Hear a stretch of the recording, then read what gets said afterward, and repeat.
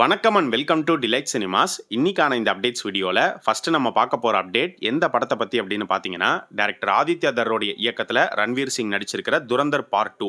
So இந்த துரந்தர் 2 அடுத்த வாரம் Thursday மார்ச் 19 தேட்டர்ஸில் ரிலீஸ் ஆக போகுது. ஸோ பார்ட் 2 உடைய டியூரேஷன் வந்து பார்த்தீங்கன்னா பார்ட் 1 விட ஜாஸ்தி தான். 3 மணி நேரம் 55 நிமிஷம், 4 மணி நேரத்துக்கு படம் எடுத்து வச்சிருக்காங்க. ஸோ படத்தை பார்த்துட்டு வீட்டுக்கு திரும்புறதுக்கு எனக்கு தெரிஞ்சு 5 மணி நேரம் கிட்ட ஆகிடும் அப்படின்னு நினைக்கிறேன். இதுக்கெல்லாம் காரணம் யார் தெரியுமா? நீ தான் அப்படின்னு சந்தீப் ரெட்டி தான் போட்டு பழக்கிறாங்க. ஏன்னா அனிமல்ல இருந்து தான் இந்த லாங் டியூரேஷன் ட்ரெண்ட் அப்படிங்கிறது ஒரு பக்கம் ஸ்டார்ட் ஆகி போயிட்டு இருக்கு. ஸோ இப்போ இந்த துரந்தர் 2க்கு இன்னும் ஹைப்பை ஜாஸ்தி பண்றதுக்கு மூவி டீம் என்ன பண்ணியிருக்காங்க அப்படின்னு பார்த்தீங்கன்னா, இன்னிலிருந்து துரந்தர் பார்ட் 1 மறுபடியும் தேட்டர்ஸ்ல ரீரிலீஸ் பண்ணியிருக்காங்க. ஸோ இன்னிலிருந்து டியூஸ்டே வரைக்கும் படம் ஓடும்னு நினைக்கிறேன். வெனஸ்டே ஈவினிங்ல இருந்து பார்த்தீங்கன்னா துரந்தர் 2 உடைய பிரீமியர் ஷோஸ் வந்து ஸ்டார்ட் ஆயிடும். துரந்தர் பார்ட் 1 1000 கோடிக்கு மேல கலெக்ட் பண்ணிச்சு. இப்போ துரந்தர் பார்ட் 2 வந்து சாலிடா 1500 கோடியிலிருந்து 2000 கோடி டெஃபினட்டா அடிக்கும் அப்படின்னு சொல்லி எல்லாருமே பயங்கரமா எதிர்பார்த்து வெயிட் பண்ணிட்டு இருக்காங்க. அதுக்கேற்ற மாதிரி டிக்கெட் பிரைசஸும் வந்து பார்த்தீங்கன்னா ஜாஸ்தி பண்ணியிருக்காங்க அப்படிங்கிற நியூஸ் இருக்கு. தமிழ்நாட்டில் பெருசாக இன்க்ரீஸ் பண்ண மாதிரி தெரியல, நார்மல் ரேட்லேயே தான் இருக்கு. பட் அங்கே நார்த்தில் வந்து பார்த்தீங்கன்னா கொஞ்சம் டிக்கெட் ரேட்ஸ்லாம் அதிகமாக தான் விற்கிறாங்க அப்படிங்கிற மாதிரி நியூஸ் வந்துட்டு இருக்கு. இந்த துரந்தர் பார்ட் 2ல டைரக்டர் ஆதித்யா தரோடைய ஒய்ஃப் யாமி கௌதம் ஒரு கேமியோ பண்ண போறாங்க அப்படிங்கிறத ஏற்கனவே நம்ம சொல்லியிருந்தோம். அவங்க கேமியோ பற்றி இப்போ கிடைச்சிருக்கிற ஒரு லேட்டஸ்ட் நியூஸ் என்ன அப்படின்னு பார்த்தீங்கன்னா, இந்த படத்தில் ஒரு முக்கியமான ஒரு ஹாஸ்பிட்டல் சீக்வன்ஸில் தான் அவங்க அப்பியர் ஆவாங்க அப்படின்னு சொல்லப்படுது.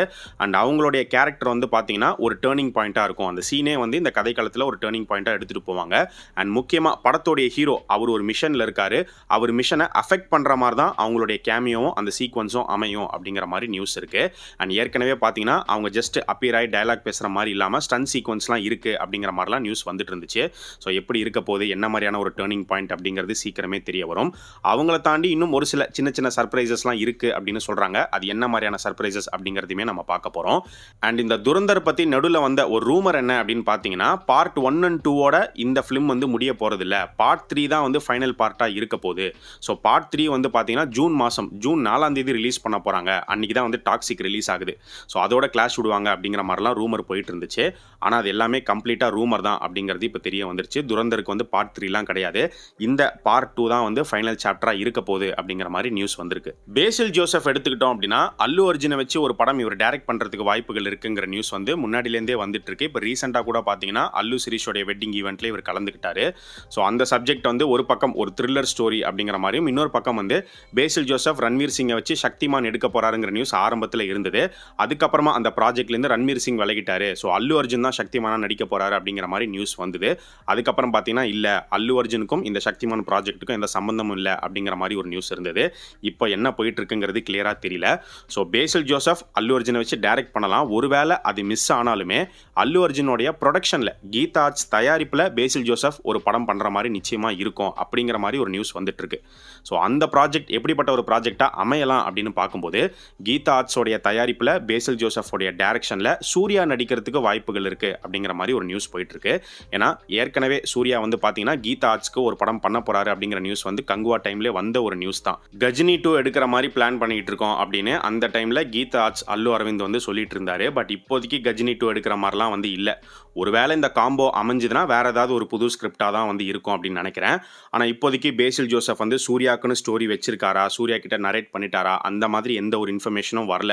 ஸோ இந்த காம்பினேஷன் நடக்கலாம் இல்லை நடக்காமலும் போகலாம். அது போக போக தான் வந்து நமக்கு தெரிய வரும். வெயிட் பண்ணி பார்ப்போம். டைரக்டர் செல்வராகவன் எடுத்துக்கிட்டோம் அப்படின்னா இப்போ 7G ரெயின்போ காலனி பார்ட் 2 படத்தை எடுத்துட்டு இருக்காரு. ஷூட்டிங் வந்து ரொம்ப நாளைக்கு அப்புறமா மறுபடியும் ரெஸ்யூம் ஆயிருக்கு. இப்போ பார்த்தீங்கன்னா ஒரு சாங் ஷூட் தான் வந்து போயிட்டு இருக்கு. கல்யாண் மாஸ்டர் அவர் தான் வந்து கொரியோகிராஃபி பண்ணிட்டு இருக்காரு. 7G ரெயின்போ காலனி பார்ட் 2 வந்து முன்னாடியே ஷூட்டிங் ஆரம்பிச்சிட்டாங்க. ஆனால் ஏன் இவ்வளோ டிலே அப்படின்னு பார்த்தீங்கன்னா, பொறுமையாக நிறுத்தி தான் ஷூட் பண்ணிட்டு இருக்காங்க. அதுக்கான முக்கிய காரணம் ஃபினான்ஷியல் இஷ்யூஸ் அப்படிங்கிற மாதிரி தான் சொல்லப்படுது. ஆக்சுவலாக போன வருஷம் இந்த படத்தை நவம்பர் மாதம் கொண்டு வரணும் அப்படிங்கிற மாதிரி மூவி டீம் பிளான் வச்சிருந்தாங்க. 7G ரெயின்போ காலனி பார்ட் 1 வந்து அக்டோபர் மந்த் ரிலீஸ் ஆச்சு. ஸோ போன வருஷம் வந்து பார்த்தீங்கன்னா அக்டோபர் மாதம் பார்ட் 1 ரீரிலீஸ் பண்ணிட்டு அடுத்து ஒரு 10-15 டேஸ் கேப்பில் பார்ட் 2 தியேட்டருக்கு கொண்டு வரலாம் அப்படிங்கிற மாதிரி தான் மூவி டீமோடைய பிளான் இருந்தது. ஆனால் அந்த மாதிரி வந்து நடக்கல. அட்லீஸ்ட் இந்த வருஷம் அக்டோபர் நவம்பர்லையாவது 7G ரெயின்போ காலனி பார்ட் 2 வந்துச்சுன்னா நல்லாயிருக்கும். இந்த பார்ட் 2 வந்து பார்ட் 1 ஒரு ப்ராப்பர் கண்டினியூஷனாக தான் செல்வராகவன் வந்து எடுத்துட்டு இருக்காரு. அண்ட் இந்த படத்தில் அனஸ்வரா ராஜன் தான் ஃபீமேல் லீடாக வந்து ப்ளே பண்ணிட்டு இருக்காங்க.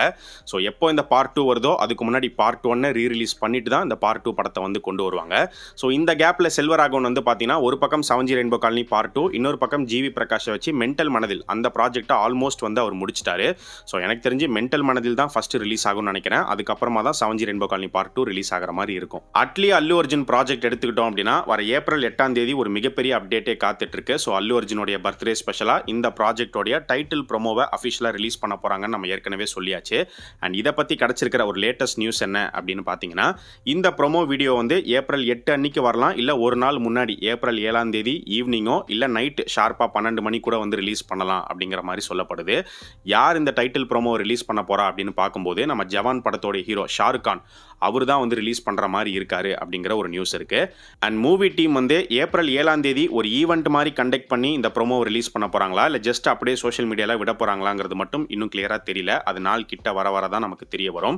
அண்ட் இந்த ப்ரோமோ வீடியோவில் படத்தோடைய டைட்டில் என்ன அப்படிங்கிறது ரிவீல் ஆக போகுது. அண்ட் அது மட்டும் இல்லாமல் இந்த வேர்ல்டை வந்து புதுசாக எப்படிப்பட்ட ஒரு வேர்ல்டாக இருக்க போகுதுங்கிறத இன்ட்ரடியூஸ் பண்ண போறாங்க.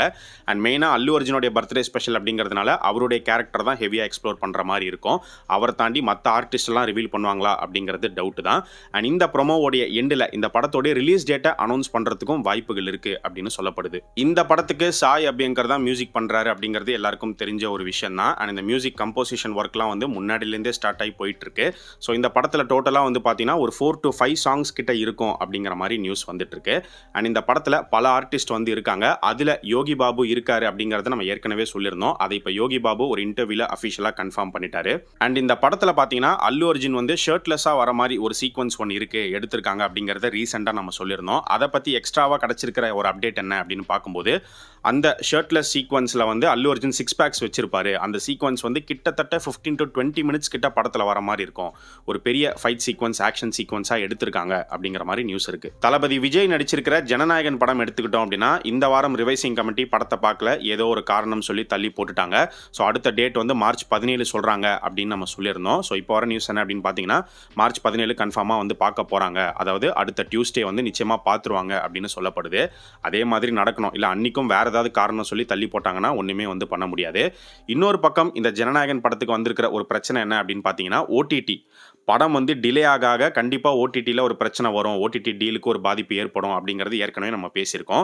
ஸோ அமேசான் பிரைம் தான் 120 கோடிக்கு இந்த ஜனநாயகன் படத்தோடைய ஓடிடி ரைட்ஸை வந்து வாங்கியிருக்காங்க. நேற்று ஈவினிங் வந்த நியூஸ் என்ன அப்படின்னு பார்த்தீங்கன்னா அமேசான் பிரைம் இந்த ஓடிடி டீலையே கேன்சல் பண்ணிட்டாங்க அப்படிங்கிற மாதிரி சொல்லப்பட்டுச்சு. ஆனால் அதுக்கப்புறமா என்ன நியூஸ் வந்துச்சுன்னு பார்க்கும்போது கேன்சல்லாம் வந்து பண்ணலை. ஆனால் ஒரு பேச்சுவார்த்தை அப்படிங்கிறது நடந்திருக்கு. அமேசான் சைட்லேருந்து ஒரு ப்ரெஷர் வந்து கேவிஎனுக்கு கொடுக்கப்பட்டிருக்கு. இந்த மாதிரி ரிலீஸ் டேட்டை வந்து சீக்கிரம் சொல்லுங்க அப்படின்னு அவங்க கேட்குறாங்க.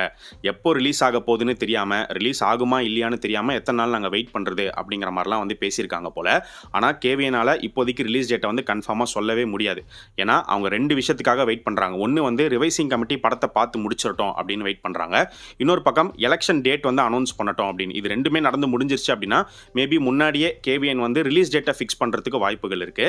எலெக்ஷன் முடிஞ்ச உடனே ஃபர்ஸ்ட் ரிலீஸ் ஆகிற படம் வந்து இந்த ஜனநாயகன் படமாக தான் இருக்க போகுது அப்படிங்கிற மாதிரி தான் நியூஸ் வந்துட்டு இருக்கு. ஸோ என்ன நடக்க போகுது அப்படிங்கிறத வெயிட் பண்ணி பார்ப்போம்.